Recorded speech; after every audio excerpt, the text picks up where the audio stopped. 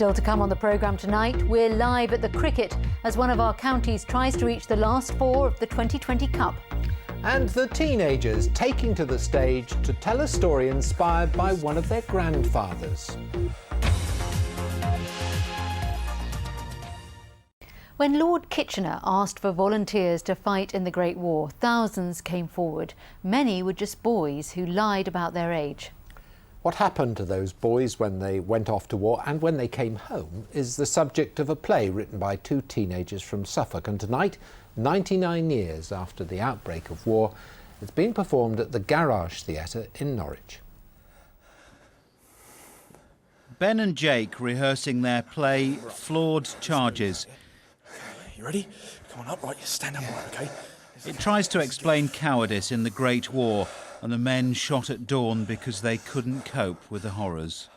Being this age, we actually at one point had to contemplate thinking, hang on, we have to try and get into their mindset. What would they have been thinking? It was quite a noble thing. It was something that you do with your friends. It's just something that was going to be over by Christmas. You're pulling too hard. You're pulling way too hard. Of course it wasn't. Recruitment officers were inundated and just didn't have the time or inclination to check the age of the volunteers. We found that a lot of the soldiers who were convicted of desertion or possibly cowardice, they were mainly very young. There were older soldiers, but most of the time, if they weren't represented very well in their court case, they were young because they hadn't been told they could be represented. So it seemed the right move to choose characters who are our own age, people we could relate to, and people who probably were most affected by the issue.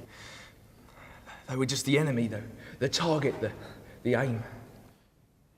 It's quite close to home because Jake's great-grandfather was called a coward after returning home from the front injured. He'd done his time and he was recovering from an injury that he got on the front line, and the fact that he still got called a coward for coming back and not carrying on, because a lot of the information wasn't getting from the front line to home.